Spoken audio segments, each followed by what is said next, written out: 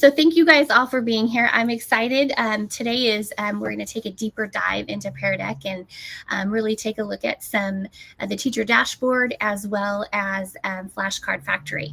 But most exciting today is I have prizes, as I mentioned in my email. You guys can't see it right now, but Pear Deck sent us these really cool boxes that include some cute little swag. So I will be giving those away at the end. I have 4 boxes to give away. So please stick around for those. All right, so in an effort to be respectful of everyone's time, we're going to go ahead and get started. So as I mentioned, this is being recorded. And for those of you that are new, my name is Glay Koenig. You say Clay with a G, but it's spelled with an E. That's usually what I say. So that's who I am. I am a TOSA here in the Innovation and Learner Engagement Department, and I've been here for almost 2 years. So one quick question I would like to ask everyone, especially for those of you that have been here with me for the other trainings, how often are you finding yourselves using Pear Decks with your students, especially if you're new, or even if not, just share with me how often you are using your Pear Decks. And if you guys just wouldn't mind doing a quick waterfall in the chat and let us all know, is it daily, weekly, not so often? Just give us a quick few answers if you guys don't mind. Never used it. Okay, once a week, daily, not much, occasionally. Okay, rarely. Okay, we have a few that have never used it. Okay, great. Hopefully enough. Okay. Very good. Okay, well, hopefully this inspires you guys to find different ways to incorporate using Pear Deck in the classroom. But it's great that you are using it just a little bit, but the engagement pieces are so great. So thank you guys for participating. All right, so our agenda for today is I did go ahead and link 2 recordings of previous sessions. So if you missed the previous 2 sessions, there are 2 of the previous sessions linked in here, recordings of that. They are found on our YouTube channel.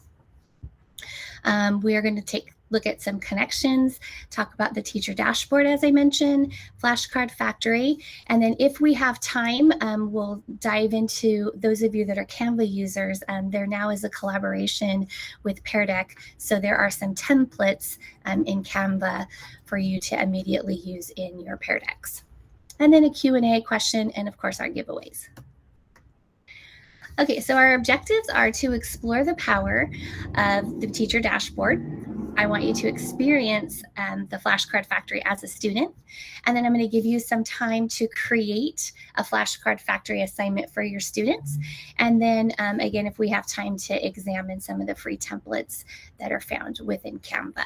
Okay, so moving forward to make our district connections, we know that we have our big 4+3 or 7 in the district, and it's really about targeting those grade level standards and giving our students on the spot intervention.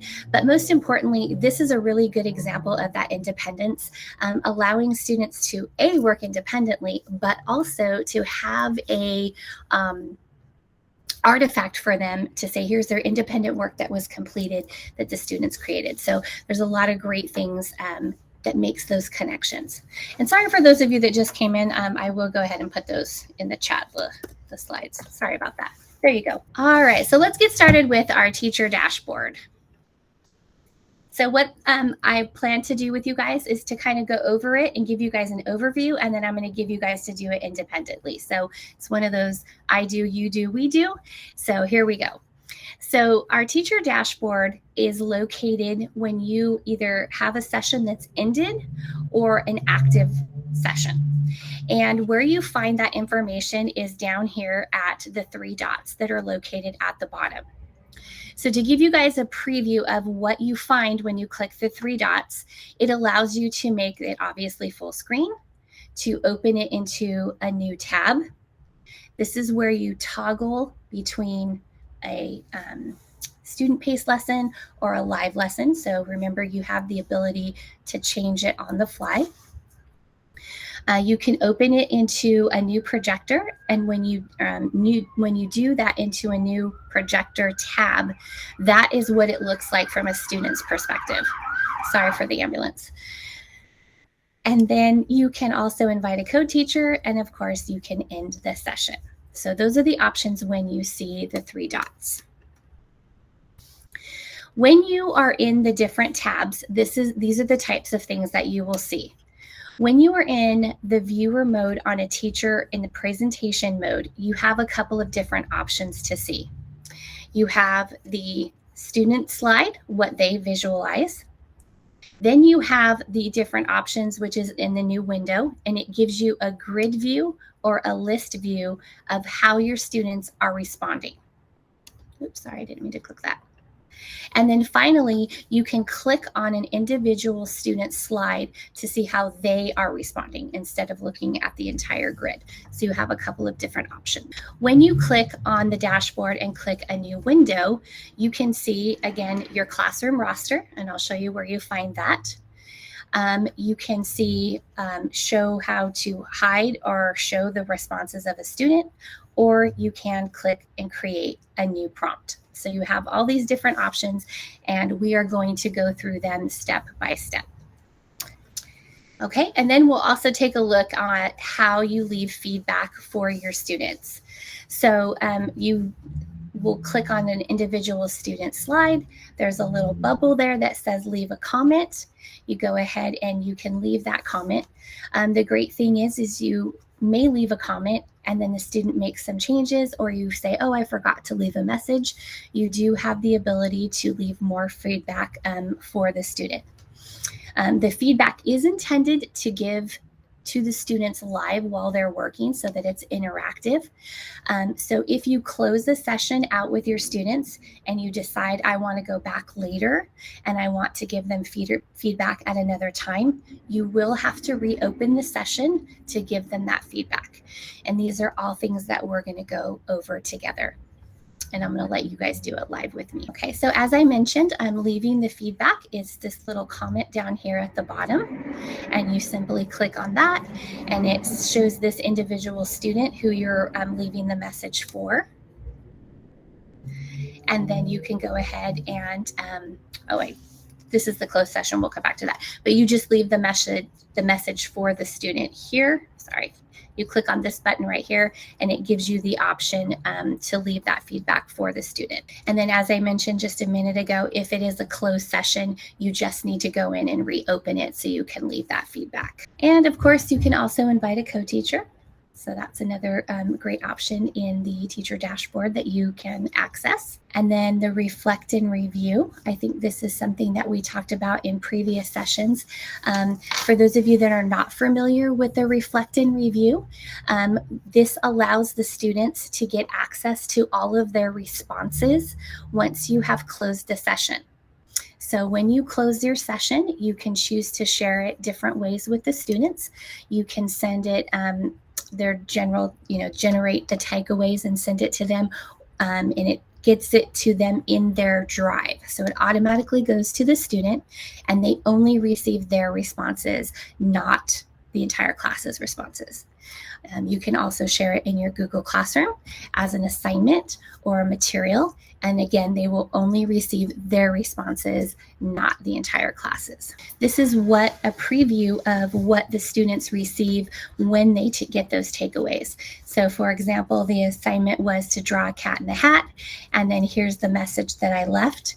And this shows the students here what they received in the review. And then they can just simply mark it as read. It's a great way. If an example of why you might want to use this is you could use this as a study guide depending on what the lesson is. So you could give the students that back, and then that could be used for them to take notes on, additional notes, or just have it as a study guide. So there is some value in the reflect and review document that the kids get back. And then again, as I shared before, it's the option of choosing between, changing between that live pace or student paced. So again, for those of you that are new, Pear Deck does have two different versions, and it is the live version where everyone's interacting one-on-one, and the teacher has control of the entire session. That is a live session. If you want it to be switched to a student pace where your students can work on their own, you do have the ability to change it on the fly back and forth. Some of you guys were asking last time about the option of timers. So this is another place where you will locate the timer. Sometimes it can be a little bit tricky. And what you do is you click on the lock screen right here, and you have to hold it down. And when you do that, these three options appear. So unfortunately, these are the only 3 timer settings that are available for you in there. However, they are built in. And what that does is it basically says you have this much time to work, and then your screens will be locked again. So that's what the timer is there for.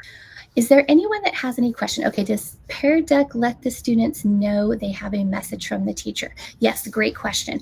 There is a little bubble that will appear, and the students will see that. Yes, great question. A quick question. It's longer to type it. Yeah, sure, go ahead. To get to the dashboard, you have to first have a presentation you've done open.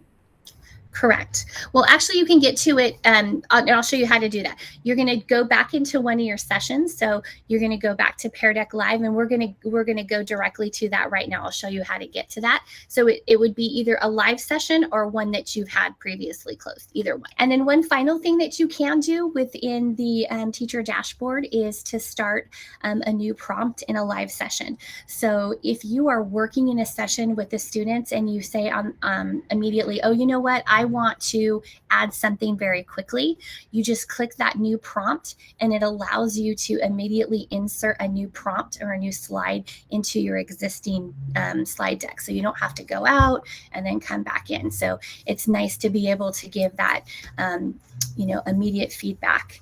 And then there's another example of your on-the-spot intervention that you could give to your kids if you want to, take a dipstick to see where they're at, or see where you need to change or pivot in your lessons. Okay, so I threw a lot at you, but I just wanted to front load you with the different options of what you can do. But now it's time for us to all practice. So if everyone doesn't mind going to peardeck.com right here. So I'll go ahead and put that in a link here in the chat. And then if everyone could go over here to the top where it says teacher login. And again, just for those of you that are new, Pear Deck is an add-on within Google Slides, but Pear Deck also has its own individual website. And for you to access your previous sessions, you want to come here to peardeck.com. But this is also where you will come for Flashcard Factory as well. So to access what you were asking Tracy just a few minutes ago, we're going to click right here up at the top under Sessions. And if you click on the sessions, you will see all of the sessions that you have done before with your Pear Decks. And I will just go through this very quickly to show some of you guys that might be new. You can see this is the live one. This is the one we're currently working on right now. This session is unnamed. It tells me that it's a vocabulary type, and that's one we're going to work on later, actually. And then it tells me that it's a vocabulary list. And then you can see that there are 3 different options here. Some of them I have the options to click on, others I don't. And that's because it's currently live. So if I wanted to go to the classroom view of this, that's one option there. The other option is here's where we go for the teacher dashboard. So it's this one right here. And then like always, we have 3 dots that even gives us even additional options. So if you click on this, you can see that you can name the session or you can archive it. But if I click down here, I have even more options. This is a session that has been closed. So you can see that by the black dot. I can reopen it. I can name it. I can archive it. And since this session is closed, this is where I would come to send the students the reflect and the review sessions or slides that they had from that closed session if I wanted to share it with my students. Another thing that I just discovered today actually is exporting this to a spreadsheet. So what I discovered is that if you give them different options, it actually displays it. In terms, it throws it all into a spreadsheet. So if you chose to do this in a test form, you can export it into a spreadsheet, and then you could very quickly go over all of your answers. So that was something new that I found today that was quite interesting. I can click on this and show you really quick what it looks like. I'm just going to hide some names before I share this screen with you guys. Oh, it looks like this is someone else. I can share the screen really quick. Okay, so this was something super simple. Let's see if I can zoom in. And basically it was, they had to answer a question about a hot dog, and so it gave them the answer. But if you had multiple slides, it shows across here all the numbers of the slides, and then it gives how the students responded. So this is another great way to quickly go over a test or get some quick answers from your students, and then, save it into your gradebook. So that's another quick feature that I've discovered today. Any questions? The reason I have this option, this is where the teacher dashboard is. If I hover over, you can see it, is that this session is closed. This one is live, and that's why I can click on this. And then here's my 3 dots. All right, so if I click on this, okay, so here's one right here. And this was when we talked about immersive reader last time. So I open it up and I can see the different slides. This one was not an interactive slides for the students, so I don't have any responses for this one. But when I go here, I have a list layout. So here's the list of how I responded to this. I have the grid view. So if there were multiple responses, they would all be here. But if you notice, here are the options of where you leave the comments. So for example, if I want to leave feedback for this, I'm just going to click the bubble and I'm going to leave the response. And I'm going to say, make your sentence juicier, or give me more detail. So then I will send the feedback. And this is what the student will receive. And then if I decided, like I said before, that I wanted to give the students a little bit more feedback, I have the option to do that now. All right. And then again, we have the option here. If I wanted to star this, it sets it aside to the other students. I can hide the students' responses if I wanted to share it with the entire class. I could hide that particular student's response so that others wouldn't see it if I chose to display it. And then the same thing here. If I click to the next slide, you guys can see this is an example of the grid view. There were 2 different answers or responses that were given. If I switch it into the list view, it shows it individually. Again, sorry for the ambulance.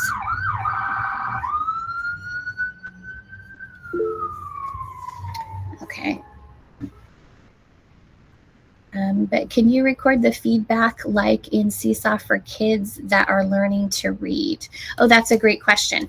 Unfortunately, this feedback is only by text, but great question, Christina.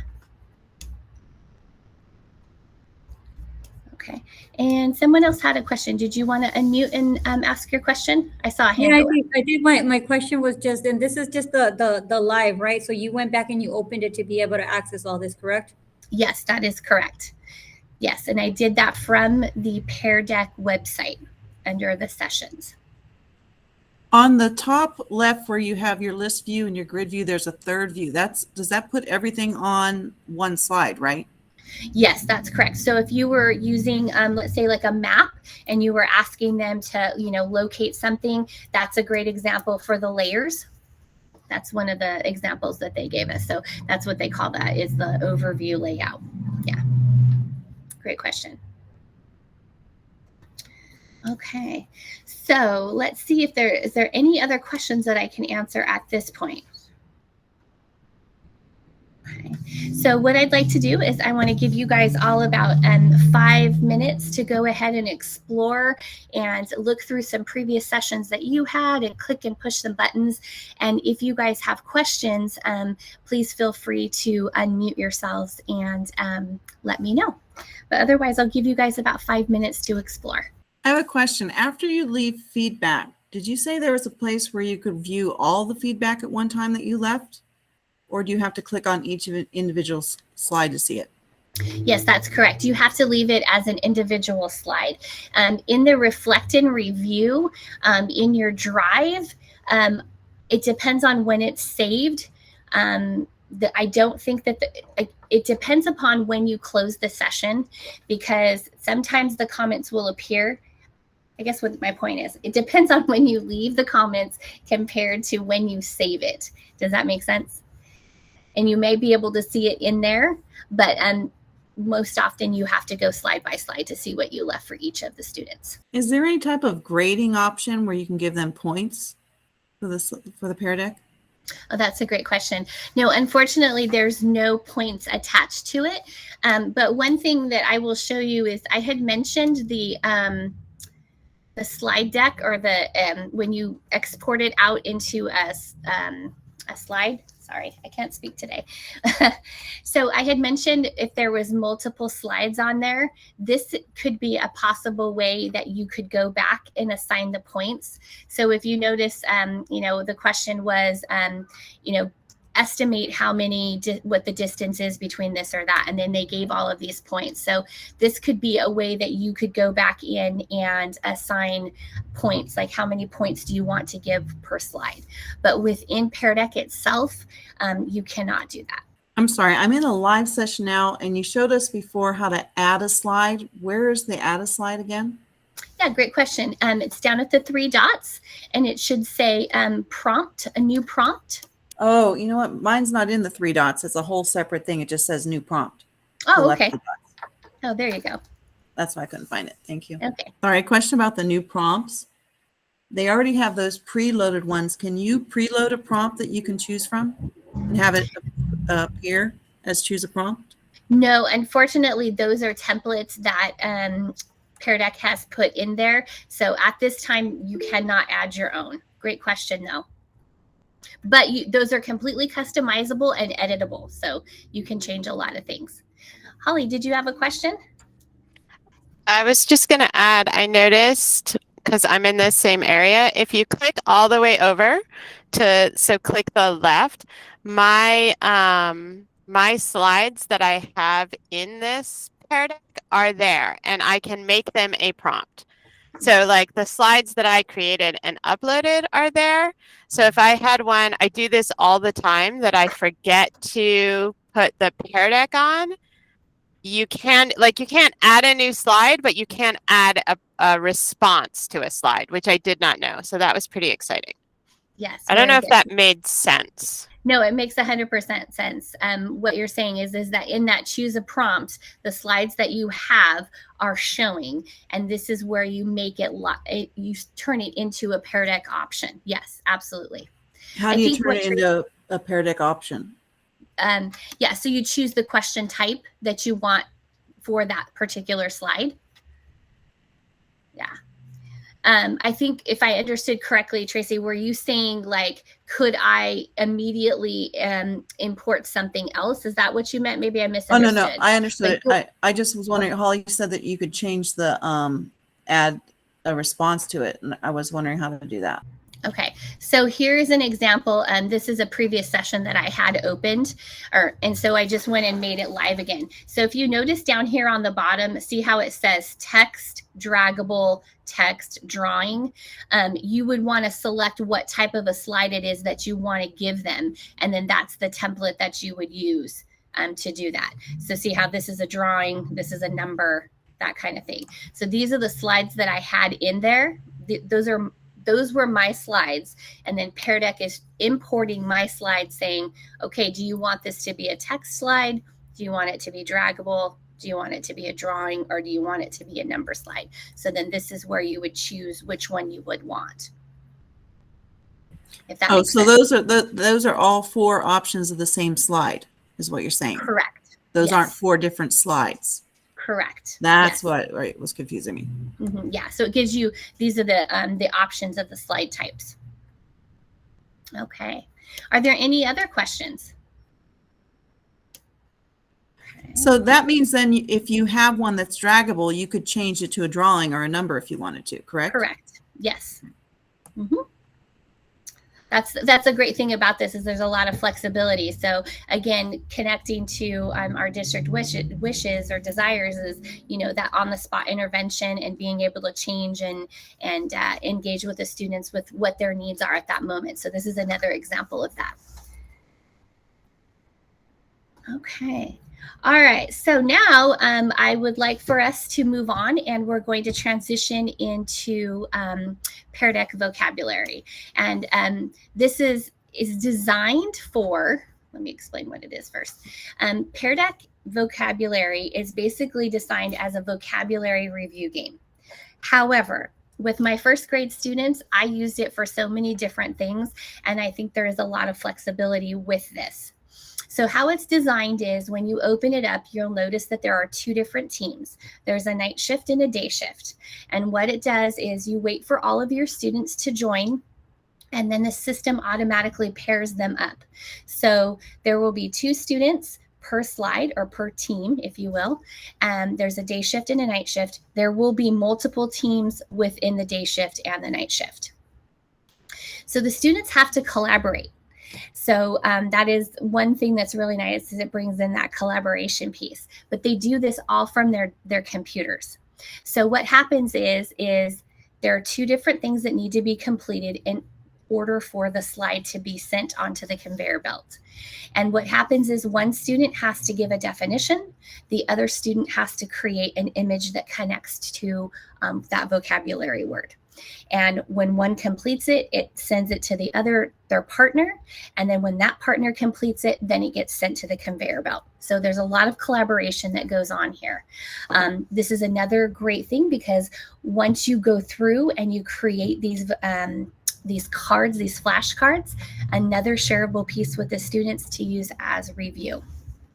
And the students get a lot of immediate feedback, because once all the cards are collected, you as a class go through and approve which ones you want to keep and which ones you want to get rid of.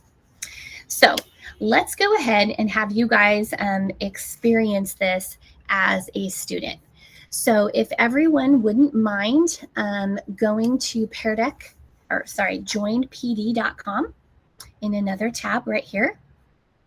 And here is the code for you guys to get in. I'm going to share this tab really quick. It's the same one, but you guys should quickly notice here, let's see, hopefully, that you can see as students join the class or join the factory, the number of workers joined up at the top corner is increasing. So a lot of times I wait for the number of students I have in my class, and when I see everyone's there, then I turn it on and I make it live. So it's not going to go live until you notice that all of your students are there. Okay, so now that I have this going, I'm going to go ahead and I'm going to click clock in. And this is how the game is started. So you'll notice immediately that the system automatically pairs you with someone. And we all know it inevitably is going to pair someone that shouldn't work together. So the great thing is that you can shuffle the teams. So you just simply click on shuffle teams, and then it switches it up.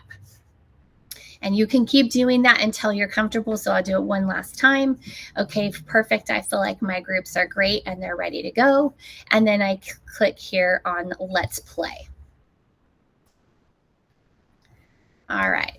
So you'll notice that this is what the factory looks like. So just to give you guys a brief overview, you're going to see over here is where it tells you the different types of teams, the 2 different teams, and how they're scoring. So I'll give you guys a few minutes to play with this and go through it, and then I'll show you some of the results. So go ahead and take about 3 minutes to go through this. So it seems like most of you guys are have responded and have completed that. So we'll go ahead and move on. So now that each of the students have had the opportunity to work in pairs to create their flashcards, then what you do is you move on to the quality control phase. And so what you do is you click on that. And then what happens is you go through each of the cards and you as a team decide, or you as a class decide if this is an acceptable response or not. So for example, this gave you the definition. So really for this one, all they had to do was create an image of a cat. So then you would decide, is this a good example of a cat? Yes, it is. So we would click the green and it gets a stamp of approval. This one right here says a puma. This one, the drawing was not complete, so I would say no, and then we would click the X. And if you notice at the top, there are points being given. So you have the day shift and the night shift, and so you can make this fun and competitive however you want. And again, another one, and so on and so forth. So you would go through and you would check all of these for the students. Again, this is an elementary example that you would go through. So these are all the ones for cat. So you go through each one. Let's see. There we go. Some cute responses. Toe beans, I like that. Okay, so then here's the other one. So this is another example I gave. You give them the word, they had to write it in a sentence, and then they also had to give a drawing. So you can see how I sort of mixed it up. And then the final one was addition. So I wanted you to be able to see that you could also incorporate math options with it. It doesn't have to strictly be for vocabulary. So let's say you're satisfied with everything and you've gone through all of them and you're happy, then you click it to the shipping phase. And then this is where you would decide to print the set, or you can export it to GameKit. So that's not a site that I've used option but before. But if it's something that you like, then you could export it to GameKit if you're a user of that, is what I'm trying to spit out. Sorry. But if not, you have the option here to save these.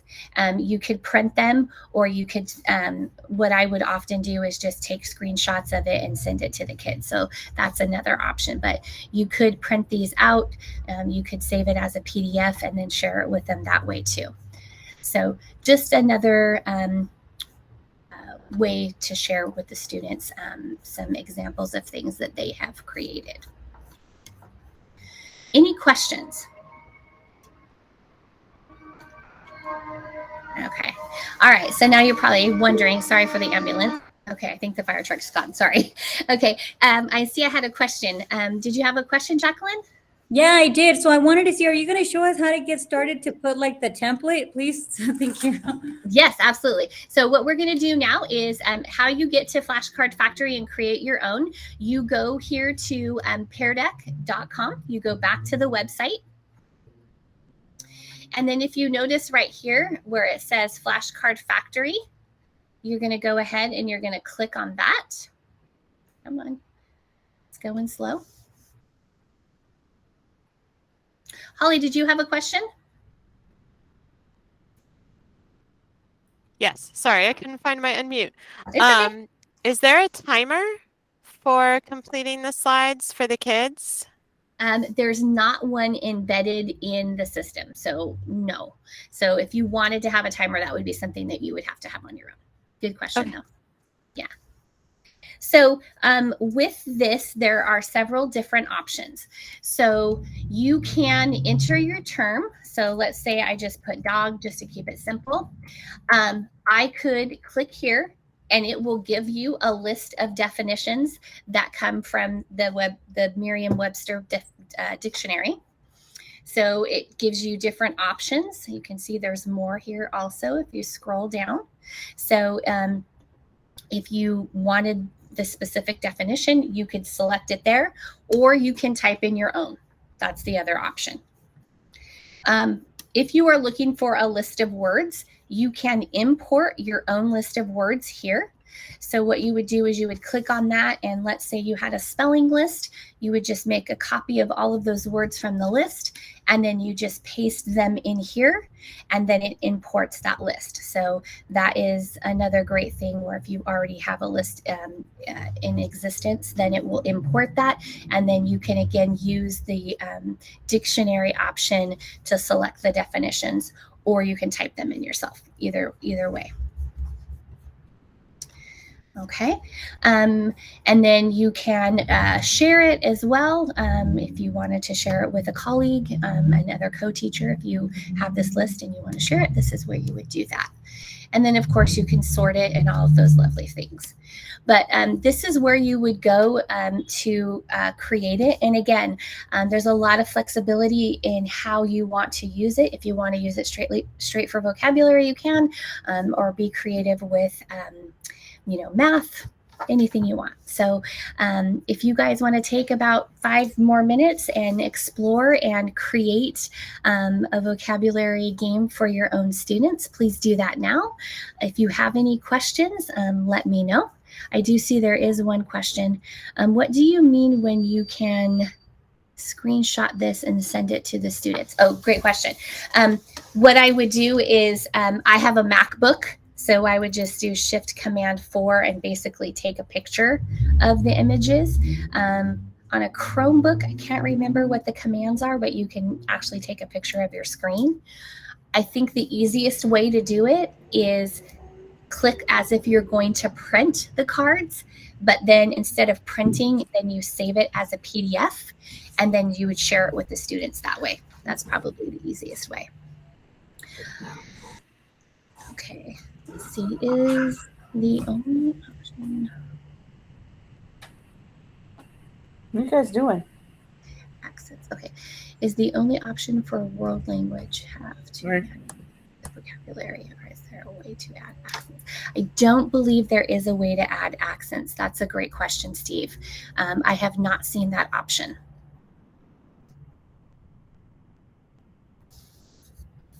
You're welcome. Go ahead, Jacqueline. Did you have a question? Yeah, I did. So when you did it, I saw that like for us, it required for us to do a drawing and to write like our own sentence.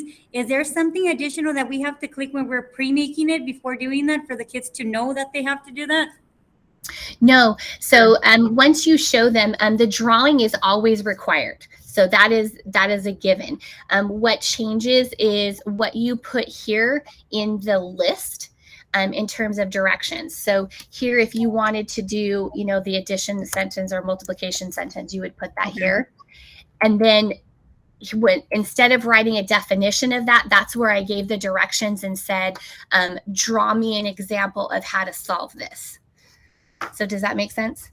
You would type that in that section where it says definition? Correct. Okay. Mm-hmm. Okay. And then does it automatically know, like when it says, like, give me a drawing, it would automatically put the little drawing pad, or? Correct. So that's directly embedded. So when the flashcards are sent out to the student, no matter how you do this, the drawing is always required. Oh, okay. Thank you. You're welcome.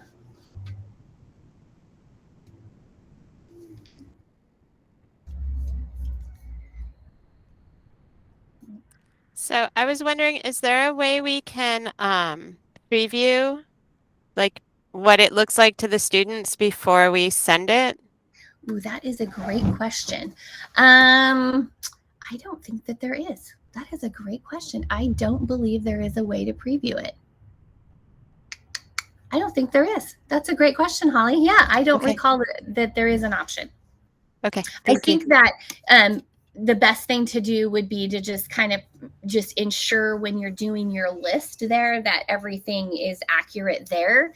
But in terms of when it gets sent out, the only difference is the second slide is going to be the image section. But in this case, we're only given that the term and the definition, right? Like we don't have any more options to be able to add to that. Okay. No, unfortunately, no, you can't do a third, but that's why I would switch it up.